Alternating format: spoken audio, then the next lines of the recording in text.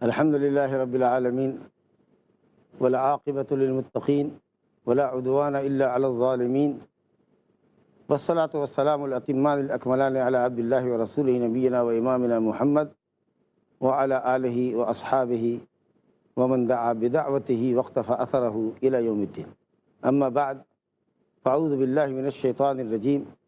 وأوفوا بعهد الله إذا عاهدتم ولا تنقضوا الأيمان بعد توكيدها ولا تنقضوا الأيمان بعد توكيدها وقد جعلتم الله عليكم كفيلا إن الله يعلم ما تفعلون. باب ما جاء في ذمة الله وذمة نبيه صلی اللہ علیہ وسلم. اللہ کا ذمہ اور نبی کا ذمہ، اللہ کا عہد اور نبی کا عہد جو دونوں ایک ہی عہد ہے، اس کا لحاظ کرو. عہد و میثاق کو نہ توڑو، اس کا لحاظ کرو. اور اسی تعلق سے قرآن مجید کی مشہور سورہ سورہ نحل، جس کو سورۃ النعم بھی کہتے ہیں، کثرت سے اللہ نے اس میں نعمتوں کا ذکر فرمایا ہے. اس کی 91ویں آیت آپ کے سامنے پڑھی گئی. وَأَوْفُوا بِعَهْدِ اللَّهِ إِذَا عَاهَدتُّم. اللہ کے عہد و میثاق کو پورا کرو. اس میں وہ عہد بھی داخل ہے جو ہم بحیثیت مسلمان اللہ سے عہد کیے ہوئے ہیں، گواہی دیتے ہیں اشہد ان لا الہ الا اللہ واشہد ان محمدا عبدہ ورسولہ. اللہ کی وحدانیت کی گواہی ہے کہ ہم تجھ کو اپنا معبود حقیقی مانتے ہیں. اس عہد کو پورا کرو، یعنی بندگی اللہ کے علاوہ کسی کے لیے کبھی بھی کسی حال میں روا نہ رکھو. گواہی دیتے ہو اشہد ان محمدا عبدہ ورسولہ، محمد صلی اللہ علیہ وسلم اللہ کے بندے اور رسول ہیں. تو رسول کی حیثیت سے ان کی پیروی، ان کا حکم بجا لانا، ان کی سنت کو فالو کرنا آپ پر واجب اور فرض ہے. اس عہد کو پورا کیجیے. پوری شریعت اللہ کا عہد ہے. ایک مسلمان جب مسلمان ہوتا ہے گویا وہ عہد کرتا ہے، عہد کے ساتھ پابند عہد ہونے کی ضرورت ہے. اسی طریقہ سے ہم لوگ ایک دوسرے سے معاہدہ کرتے ہیں، وعدے کرتے ہیں. ہمارے آپ کے درمیان ڈیل ہوتی ہے، اس میں ہم نے بیچ میں اللہ کو رکھا ہے، اللہ کے نام کے ساتھ ہم نے عہد کیا ہے، وعدے کیے ہیں. تو وعدہ خلافی مت کرو، معاملہ نہ توڑو، بیچ میں اللہ کو نہ لائے ہو. اللہ فرماتا ہے وَلَا تَنْقُضُوا الْأَيْمَانَ بَعْدَ تَوْكِيدِهَا. قسم کو پختہ کرنے کے بعد، پکا کرنے کے بعد، معاملات کو پکا کرنے کے بعد معاملہ نہ توڑو. وَقَدْ جَعَلْتُمُ اللَّهَ عَلَيْكُمْ كَفِيلًا. درا حال ہے کہ تم نے اللہ کو اپنا نگہبان اور اپنا ضامن بنایا ہے. اللہ کو بیچ میں رکھا ہے، اللہ کی شریعت کو رکھا ہے. اللہ تعالیٰ تمہارے عملوں سے باخبر ہے، اللہ تعالیٰ تمہارے عملوں کو جانتا ہے. وارننگ ہے کہ اگر تم نے ایک دوسرے سے عہد و میثاق کیا، وعدہ کیا، ڈیل کیا، اللہ کے نام کی اس میں قسم بھی کھائی اور لکھوائی، اور اس کے باوجود بھی تم نے معاہدہ توڑ دیا، تو یہ اللہ، اس کے رسول کا، اس کی شریعت کا بہت بڑا استخفاف ہوگا، استہزاء ہوگا، اور اس کے لیے تمہیں بڑی قیمت چکانی پڑے گی اللہ کے پاس. یہ اس آیت کا ترجمہ اور مختصر تفسیر تھی جو آپ کے سامنے رکھی گئی. اس باب میں مؤلف رحمۃ اللہ علیہ نے صحیح مسلم کی ایک حدیث جو بریدہ ابن الحصیب الاسلمی رضی اللہ عنہ سے منقول ہے، مروی ہے، اس کو بیان کیا ہے.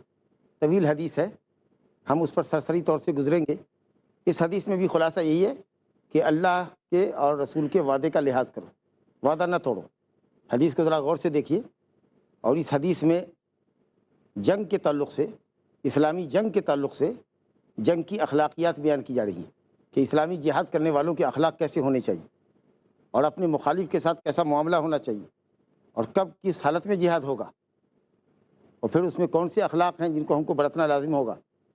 بریدہ ابن الحصیب رضی اللہ عنہ کہتے ہیں کہ رسول گرامی صلی اللہ علیہ وسلم جب کوئی جیش بھیجتے یا سریہ بھیجتے، جیش کہتے ہیں بڑے لشکر کو، اور سریہ کہتے ہیں چھوٹی ٹکڑی کو، تقریباً 400 سے 500 آدمی تک، گھوڑ سواروں کی جماعت، چنندہ فوجیوں کی جماعت. اور شاید یہ لوگ سری طور پر نکلتے ہیں، اعلان کر کے نہیں نکلتے، اس لیے ان کو سریہ بھی کہتے ہیں. اس وجہ سے بھی بہرحال چھوٹا لشکر 400 تک کا یا 400 سے 500 تک کا، تو اس میں آپ کمانڈر بناتے اور کمانڈر کو رخصت کرنے کے وقت نصیحت کرتے، کہتے اللہ کا تقوی اختیار کرنا، اللہ کی اطاعت کی راہ اختیار کرنا معصیت سے بچنے کے لیے، حکموں کو اللہ کے بجا لانا، گناہوں سے پرہیز کرنا، اور جو تمہارے ساتھ مسلمان جا رہے ہیں ان کے ساتھ اچھا سلوک کرنا، اوصاہ فی نفسہ اوصاہ فی خاصتہ وبمن معہ من المسلمین، یہ مسلمان جا رہے ہیں ان کے ساتھ رفق و مہربانی کرنا، کمانڈر کو ہدایت دے رہے ہیں، ان کے ساتھ مروت احسان کا معاملہ کرنا، ان پر اپنی برتری نہ گانٹھنا، امیر ہیں کمانڈر ہیں اس کی دھونس مت جمانا، کہا جاؤ اغزو بسم اللہ فی سبیل اللہ، اللہ کے نام سے غزوہ کرو، یعنی اللہ سے مدد چاہو، اللہ پہ بھروسہ کرو اور اللہ کی رضا کی خاطر کرو، مال و دولت کی لالچ نہ ہو، بہادری کا سکہ جمانا مقصود نہ ہو، نام و نمود شہرت طلبی کا بھوت سوار نہ ہو، اللہ کا دین غالب ہو، اس نام سے جانا، اس غرض سے جانا۔ اور فرمایا کہ دیکھو جب وہاں جاؤ اور جنگ میں غنیمت میں حاصل ہو، مال غنیمت، لڑائی ختم ہونے کے بعد جو مال حاصل ہو اس میں خیانت مت کرنا، سارے مجاہدین کا ہے، اس میں 5واں حصہ بیت المال کا بھی ہے، اللہ رسول کا، 4 حصہ مجاہدین میں بٹے گا، تقسیم کرنے سے پہلے کوئی چیز چرا لیا، یہ غلول ہے، ولا تغلوا ولا تغدروا، غداری مت کرنا، خیانت مت کرنا، کسی سے ہمارا معاہدہ ہے، جاتے ہوئے اس کو لوٹ لیا، اس کے قبیلے پہ چڑھائی کیا، خبردار، جس سے معاہدہ ہے ہمارا جنگ بندی کا اس کے ساتھ دھوکہ نہیں کرنے کا، اگر ڈر بھی ہو کسی کے متعلق کہ وہ لوگ دھوکہ کریں گے تو آپ پہلے بتا دیجئے ان کو کہ مجھے تمہاری طرف سے دھوکہ ملنے کا اندیشہ ہے، لہٰذا میں فلاں تاریخ سے تمہارے معاہدے سے برات کرتا ہوں، ہمارا معاملہ تم سے معاہدے کا ختم، اس کے بعد کچھ کرنا ہے، لیکن جب تک وہ معاہدہ نبھا رہے ہیں آپ کو نبھانا ہے، غداری نہیں کرنی۔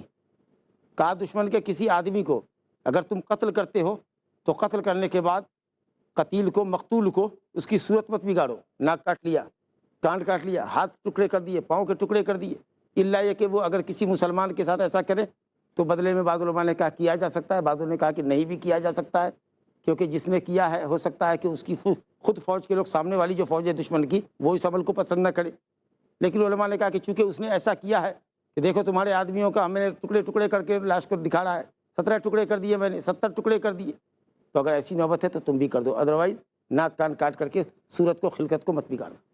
فرمایا ولا تقتلوا ولیدا، بچے کو مت قتل کرنا۔ دیکھو اسلام میں جنگ کی اخلاقیات، جہاد جو اسلامی جہاد ہوتا ہے، جو امیر المسلمین کے جھنڈے کے نیچے لڑا جاتا ہے، حکومت کی اجازت کے بعد ہوتا ہے، اس کی اخلاقیات دیکھیے۔ بچوں کو قتل مت کرنا، بعض روایتوں میں ہے کہ عورتوں کو قتل مت کرنا، گرجا گھر کی عبادت گزاروں کو، راہبوں کو قتل مت کرنا، بڑے بوڑھوں کو قتل مت کرنا، الا یہ کہ دیکھو ان کا اگر کوئی کرو فڑ ہے، کوئی عورت ہے، عورت ہونے کے باوجود بھی جنگ میں خوب گل کھلا رہی ہے، اپنے لوگوں کے حوصلے بڑھا رہی ہے، ہتھیار بڑھا بڑھا کے دے رہی ہے، بوڑھا تو ہے لیکن وہ اس کو داؤ سکھا رہا ہے، اگر یہ کیفیت ہے تب تو ٹھیک ہے، اگر نہیں ہے تو بچوں کو، عورتوں کو، بوڑھوں کو، عبادت گزاروں کو مت ٹچ کرو۔ جب جاؤ میدان جنگ میں تو جنگ شروع کرنے سے پہلے 3 باتوں کو ان کے سامنے پیش کرو، 3 پرپوزل ان کے سامنے رکھو، کہو دیکھو بھائی ہم یہ جنگ اسلام کی خاطر کرتے ہیں، اللہ کی توحید کی خاطر کرتے ہیں، کفر کے خلاف کرتے ہیں، ظلم کے خلاف کرتے ہیں، ہم تمہیں اسلام کی دعوت دیتے ہیں، آ جاؤ اسلام کی طرف۔ اگر وہ اسلام قبول کر لیں، کچھ اعتراضات پیش کریں، ان کا جواب دو، اگر وہ اسلام قبول کر لیتے ہیں الحمدللہ، فقبل منہم وکف عنہم، تم ان کے اسلام کو قبول کرو، ویلکم، ان کو اپنا بھائی بناؤ، جنگ سے رک جاؤ، اور اس کے بعد ان سے کہو کہ ماشاءاللہ آپ مسلمان ہو گئے ہیں، گاؤں دیہات میں رہتے ہیں، آپ چلیے مدینہ چلیے، اس زمانے کی بات ہے، تاکہ مسلمانوں کا بڑا اجتماع مدینہ میں ہو جائے، گاؤں گھر میں رہ کر کے آپ چونکہ نئے مسلمان ہیں، دین نہیں سیکھ سکتے، آپ چلے وہاں ہیڈ کوارٹر میں، اور جب اجتماع عظیم ہوگا مسلمانوں کا، وہاں بڑا سا جتھا ایک جگہ جمع ہو جائے گا، تو پھر ان کو مختلف محاذ پر بھیجنا بھی آسان ہوگا۔ نبی صلی اللہ علیہ وسلم نے شروعاتی دور میں ہجرت کے یہ بات فرمائی ہے کہ ان کو کہو مدینہ آ جائے، اور ان کو بتاؤ کہ اگر ہجرت کر جاؤ گے تو مہاجرین کو جو بینیفٹس ملتے ہیں، مال فے ملے گا، بغیر لڑے بھیڑے بھی اگر مال آئے گا تو اس میں بھی تمہارا حصہ ہوگا، غنیمت میں حصہ ہوگا، وہ سب تم کو ملے گا، اور اسلام کے لیے جہاد بھی کرنا ہوگا، اسلام کی نصرت و حمایت بھی کرنی ہوگی، آؤ مدینہ آؤ۔ اگر وہ کہتے نہیں ہم کو رہنے دیجیے ہمارے گاؤں میں، ہماری بستی میں رہنے دیجیے، ہمارے دیہات میں رہنے دیجیے، تو کہیں گا کہ ٹھیک ہے، تمہاری حیثیت اعراب المسلمین کی ہوگی، دیہات میں بسنے والے مسلمانوں کی ہوگی، اللہ کا حکم جاری ہوگا تم پر، جو شریعت کا قانون ہے وہ فالو کرنا ہوگا، نماز پڑھنا ہوگی، زکوٰۃ دینا ہوگی، روزہ رکھنا ہوگا، اسلام کے قوانین اور احکام کو برتنا ہوگا۔ کہا بالکل پرتیں گے۔ کہا دیکھو غنیمت میں کچھ نہیں ملے گا جب تک کہ تم جہاد میں ہمارے ساتھ شریک نہیں ہوگے، کیونکہ تم جا نہیں رہے ہو مدینہ، اپنے گھر میں رہ رہے ہو، تو جو دشمنوں سے مال آئے گا اس میں تمہارا کوئی حصہ نہیں ہوگا الا یہ کہ تم جہاد میں شریک ہو۔ بہت اچھی بات، یہ ایک پرپوزل ہوا۔ اگر وہ کہتے نہیں ہم اسلام قبول نہیں کرتے تو ان کو کہو ٹھیک ہے تو آپ جزیہ دو، ٹیکس دو، یہاں اسلام کا قانون لگے گا، تم ایک باعزت شہری کی حیثیت سے رہو گے، تمہارے جان اور مال کی حفاظت اسلامی حکومت یہاں کرے گی، تم ٹھیک ہے اپنے دین پر رہو، لیکن تم کو ٹیکس دینا ہوگا۔ اس کو کہتے ہیں جزیہ۔ اب یہ جزیہ کا قانون جو اسلام میں ہے اس کی کیا مقدار ہوگی، اہل علم نے اختلاف کیا ہے۔ بعض علماء نے کہا کہ 4 دینار اور چاندی کے سکے میں 40 درہم، یہ امام مالک رحمۃ اللہ علیہ کا قول ہے۔ امام شافعی رحمۃ اللہ علیہ کہتے ہیں کہ مالدار ہو یا غریب 1 دینار۔ امام ابو حنیفہ رحمۃ اللہ علیہ اور امام احمد رحمۃ اللہ علیہ فرماتے ہیں کہ مالدار سے 48 درہم، اور غالباً 1 درہم 3 گرام چاندی کا ہوتا ہے، تو 48 درہم یہ سالانہ جزیہ ہے، یا حاکم وقت جیسا بھی مقرر کرے۔ وقت ہو گیا ایک بریک کا، انشاءاللہ تعالی وقفے کے بعد آپ سے پھر ملتے ہیں۔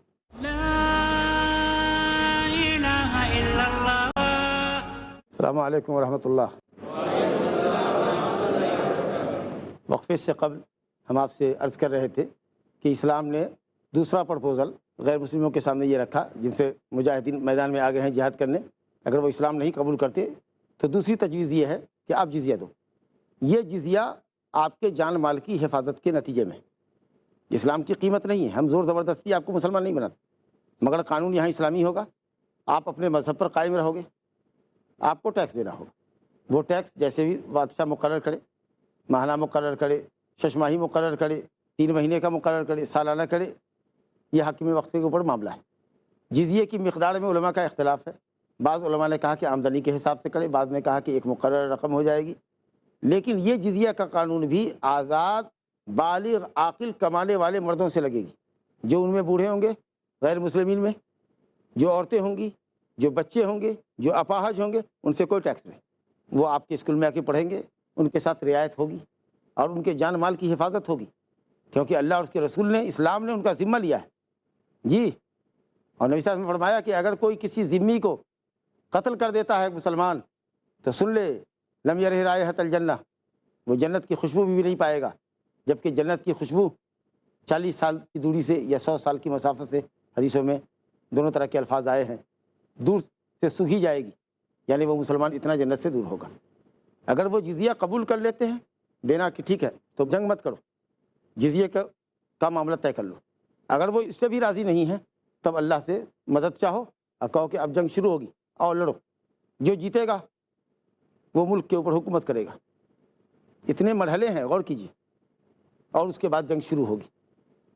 اور جنگ کی اخلاقیات آپ نے دیکھی کہ دشمن کے مردوں کو قتل کرنے کے بعد ان کے مسئلے نہیں کرنے، اور ان کی عورتوں کو، بچوں کو، بوڑھوں کو، عبادت گزاروں کو چھونا نہیں ہے۔ چلو قتال ہوئی، اگر دشمن تمہارے قلعہ بند ہو گئے، اب تم نے ان کے قلعہ کا محاصرہ کر لیا، اب وہ یہ کہہ رہے ہیں کہ ہم کو پناہ دو، اللہ اور اس کے رسول کے عہد میں ہم کو لاؤ، اللہ اور اس کے رسول کے عہد میں لاؤ، یعنی ہم سے وعدہ کرو۔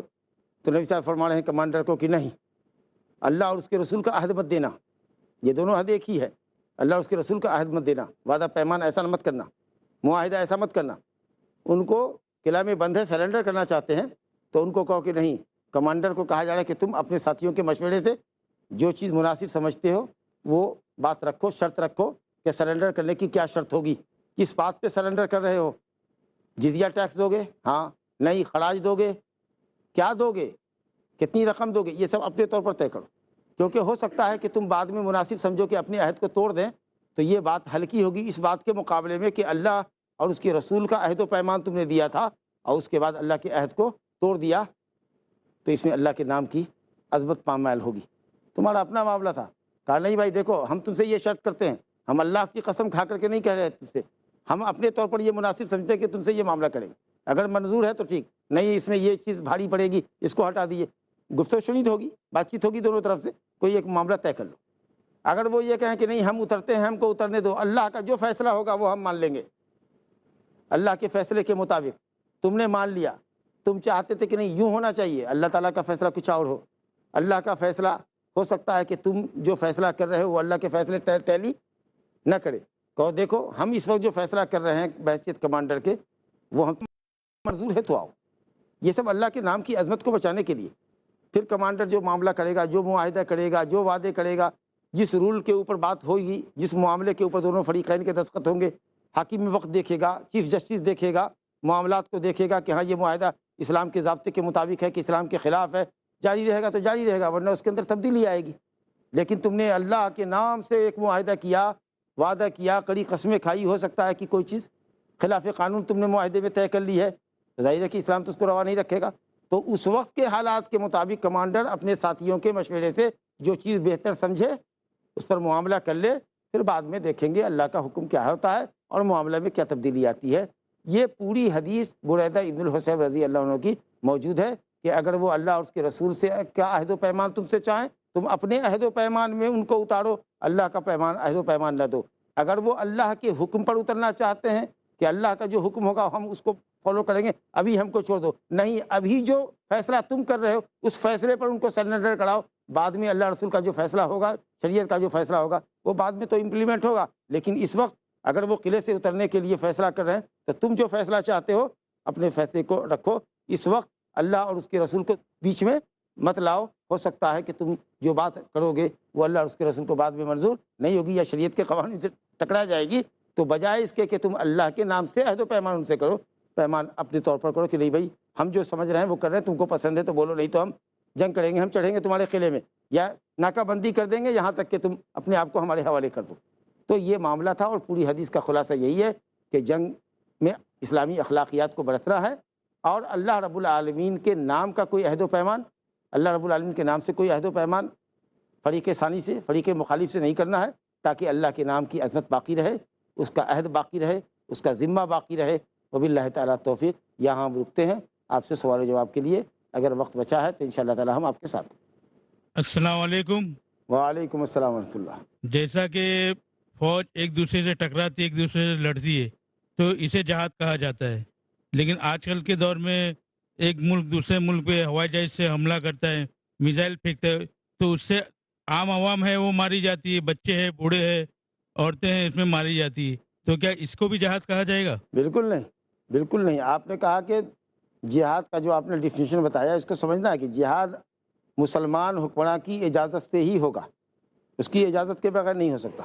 اللہ کوئی کسی ملک کا شہری, خود مسلم ممالک کا کوئی شہری کسی دوسرے ملک میں جا کر کسی مسلمان کی مدد کے نام پر وہاں بم بلاسٹ کرے, ادھر ادھر دنگا فساد کرے, اس کو جہاد کا نام تو یہ بھی نہیں کر سکتا. جی, اور یہ جو آپ نے کہا کہ صاحب آج کل کی جو جنگ ہے وہ یہ تو سمجھنا ہے کہ آج کل کی اخلاقیات دیکھیے کہ بوڑھے, بچے, عورت, معذور, جنگجو, غیر جنگجو, جو لڑاکو ہے وہ بھی, جو بیچارہ مجبور ہے, کوئی فرق نہیں کرتے, ایسا میزائل مارتے, قصوروار بے قصوروار سب چلے جاتے. اسلام کی اخلاقیات نہیں ہیں, جو مجرم ہیں انہی کے ساتھ کرنا چاہیے. جی السلام علیکم. وعلیکم السلام ورحمۃ اللہ. جی جھوٹی قسم کا کر سامان بیچنا منع ہے, لیکن ایک بیپاری آدمی 100 روپیہ کا سامان 1000 روپے میں بیچتا ہے, یہ کیا صحیح ہے؟ اور ایک ہی سامان, ایک ہی ریٹ کا سامان 5 کسٹمر کو 5 ریٹ میں بیچ رہا ہے, کسی کو 100 میں تو کسی کو 200 میں تو کسی کو 500 میں, ایسا یہ کیا صحیح ہے؟ آپ کے سوال کا 2 جز ہے. جھوٹی قسم کھا کے بیپار کرنا جائز ہے, تو آپ سمجھ لیجئے کہ جھوٹی قسم کھا کر کے 100 روپے کا سامان. جی نہیں, قسم کھا کے نہیں, یہی صحیح. اچھا, بنا قسم میں ایک ایک کسٹمر کو ایک ایک ریٹ میں بیچ رہا ہے. اگر ایسا کر رہا ہے تو 10 روپے کا سامان 100 روپے میں بیچ سکتا ہے, 100 روپے کا سامان 1000 روپے میں بیچ سکتا ہے. جس رقم کے اوپر دونوں فریق راضی ہو جائیں, بیچنے والا, خریدنے والا, جس رقم پر راضی ہو جائے, ہم نے کہا 1000 میں بیچیں گے, اگر آپ اس کو 1000 لینے پر راضی ہیں تو معاملہ ہمارے درمیان ہو جائے گا. ہم نے ایک آدمی کو 1000 میں دیا, دوسرا آیا 900 میں دیا, تیسرے کو 800 میں دیا, مال میرا ہے, ہم نے مختلف قیمت بھی رکھی ہے, یہ بھی ہمارے لیے جائز. کچھ لمٹ نہیں ہے جو پروفٹ کا لمٹ کچھ نہیں اسلام میں. اسلام میں پروفٹ کا کوئی لمٹ نہیں ہے, ہمارے بائر اور پرچیزر کی اتفاق پر معاملہ ہوتا ہے. لیکن میں نے عرض کیا اپنے کسی درس میں کہ اگر ایسی بات ہو کہ آدمی منہ مانگا ریٹ لیتا ہے, بیوپار میں گھاٹا کھائے گا. لوگوں کو معلوم ہو جائے گا کہ یہی سامان دوسری جگہ 100 روپے میں ملتا ہے, اس نے 1000 روپے میں بیچا ہے, تو اس کی دکانداری پہ فرق پڑے گا. یا اگر اس طریقہ سے لوگ منمانی کرتے ہیں تو حکومت کو بھی یہ اختیار ہوتا ہے کہ وہ ریٹ متعین کرے تاکہ منافع کی ایک رقم رکھے. ویسے بہتر یہ ہے کہ حکومت اس کے اندر انٹرفیئر نہ کرے, بیوپاری جو منافع چاہے اس کو لینا چاہیے, لیکن منافع معقول ہونا چاہیے. لیکن اگر کوئی 100 روپے کے سامان کو 1000 روپے میں ہی بیچتا ہے اور خریدار اس کو لینے پہ راضی ہے تو اسلام میں جائز ہے. جی شکریہ. السلام علیکم. وعلیکم السلام ورحمۃ اللہ۔ ایک میرا سوال یہ ہے کہ ہمارے معاشرے میں بہت سارے علماء ہیں جن لوگوں کے سی ڈی وی سی ڈی بازاروں میں ملتے ہیں اور اس میں ان لوگوں کا فوٹو لگا ہوا رہتا ہے، تو یہ کتنے تک صحیح ہے؟ اور مطلب کچھ لوگ ایسا بولتے ہیں کہ یہ پہچان کے لیے ہے، تو کیا پہچان کے لیے یہ ضروری ہے یا دعوت پہنچانا ضروری ہے؟ آپ نے یہ کہا کہ ڈی وی ڈیز ملتی ہیں جس میں مقررین کی تصویر لگائی ہوئی ہوتی ہے، تو بہرحال یہ ایک طرح کا فتنہ ہے، لیکن اب اتنا عام ہو گیا ہے کہ لوگ اس کو محسوس نہیں کرتے ہیں، اور اس کے اوپر تصویر لگانا، تصویروں کے تعلق سے جو فوٹوگرافی ہوتی ہے یا ویڈیوگرافی ہوتی ہے دعوتی مصلحت کے لیے ہوتی ہے، تو کچھ علماء اس کے بھی قائل نہیں ہیں کہ آڈیو کیسٹ ہونی چاہیے، ویڈیو نہیں ہونی چاہیے۔ کچھ علماء نے دعوت کے فائدے کے لیے، نیٹ کی دنیا ہے اور لوگوں کی دلچسپی صرف آواز میں نہیں ہوتی ہے جب تک کہ صورت نہ دیکھیں، ایکشن نہ دیکھیں۔ اب مزاج ایسا بن گیا ہے اور ہم کو دعوت بھی پھیلانا ہے، دین کی دعوت بھی دینی ہے، تو وہ یہ کہتے ہیں کہ ضرورت ہے اس لیے یہ چیز ہوتی ہے، سمجھا کہ نہیں؟ تو اس لیے بہرحال یہ چیز ایسی ہے، اور ہم سمجھتے ہیں کہ انشاءاللہ تعالی جواز کے دائرے میں ہے، جواز کے دائرے میں انشاءاللہ تعالی۔ السلام علیکم شیخ۔ وعلیکم السلام ورحمۃ اللہ۔ جیسا کہ بھائی کے تعلق سے ابھی سوال تھا، تو اسی طرح سے کئی لوگ جس طرح سے سی ڈی وغیرہ بنا رہے ہیں، تو ابھی کچھ دنوں کے بعد لوگوں کی یہ بھی وضاحت آنے لگے کہ بھائی دین پھیلانا ہے تو ہم سرکار دو عالم کی بھی تصویر بنا کے بنائیں گے، کیونکہ ان کا ایکشن اس طرح سے ہوگا، ہم دیکھیں گے سرکار دو عالم کو۔ تو کیا اس طرح سے لوگ کر سکتے ہیں؟ نہیں کر سکتے، کیونکہ رسول اللہ صلی اللہ علیہ وسلم کی کوئی تصویر تو ہمارے پاس نہیں ہے، ہم تو اپنے عالم کی تصویر دے رہے ہیں جو ابھی ایٹ پریزنٹ تقریر کر رہا ہے۔ صحابہ کرام کی تصویر دینا یا جو علماء گزر چکے ہیں ان کی تصویر دینا، یہ خیالی تصویر دینا ہے۔ یہ تصویروں کا معاملہ جب سے یہ چیزیں چل گئی ہیں، کیمرے وغیرہ کے ذریعے آ گئی ہیں، تو یہ ہے، یہ ٹھیک ہے کہ اگر ہماری جو چیز اس وقت شوٹ ہو رہی ہے وہ ہمارے مرنے کے بعد بھی دکھائی جا سکتی ہے، لیکن آپ اس کے اوپر نبی صلی اللہ علیہ وسلم کی تصویر کہاں سے لائیں گے؟ آپ خیالی تصویر ہوگی، حضرت ابوبکر صدیق رضی اللہ عنہ کی خیالی تصویر ہوگی، تو یہ تو جائز نہیں ہے۔ لیکن یہ ہے کہ ایٹ پریزنٹ اس وقت کے اندر دعوت و ارشاد کی مصلحت کی خاطر آدمی ویڈیو بنا رہا ہے، تو ایسی صورت میں بعض علماء نے کہا ہے، یا اس وقت کے اکثر علماء نے، موجودہ دور کے علماء نے کہا کہ دعوتی مصلحت کی خاطر یہ جائز۔ ویسے کچھ علماء آج بھی اس سلسلے میں متردد ہیں کہ آڈیو کیسٹ سے کام چلانا چاہیے، ویڈیو نہیں بنانی چاہیے، جیسا کہ میں نے آپ سے قبل کے سوال کے جواب میں کہا۔ السلام علیکم۔ وعلیکم السلام ورحمۃ اللہ۔ ایک شخص 45-50 سال کا ہے، لیکن اس کا سیکشل پاور ہے وہ زیادہ ہے۔ اب اس کی عورت بیمار رہتی ہے، اب وہ فرسٹریشن کا شکار ہوتا ہے، اور اس کے بعد اتنی مالی حالت بھی اس کی صحیح نہیں کہ وہ دوسرا نکاح کر سکے، تو ایسے وقت میں وہ کیا کرے؟ ایسے وقت میں اس کو چاہیے کہ روزہ رکھے۔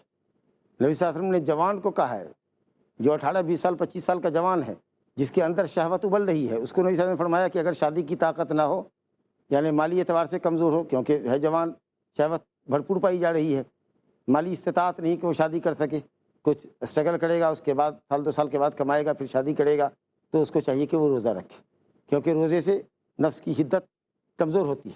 ویسا ہی نصیحت اس شخص کو بھی ہے جو اولڈ ایج ہو یا دیر عمر ہو اور اس کے اندر شہوت غالب ہو، شادی نہیں کر سکتا دوسری، تو وہ روزہ رکھے۔ وباللہ تعالیٰ توفیق، وصلی اللہ علیہ نبینا محمد وآلہ وصحبہ اجمعین۔ اللہ اللہ یا ربی یا اللہ، اللہ یا ربی یا اللہ۔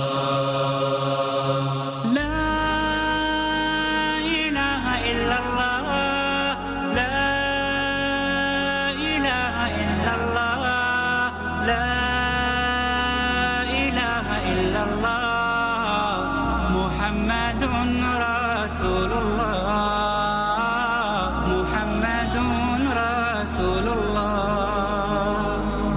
أرجو رضاك يا الله، أنت الرحيم يا الله، هبني عطاك يا الله، أنت الكريم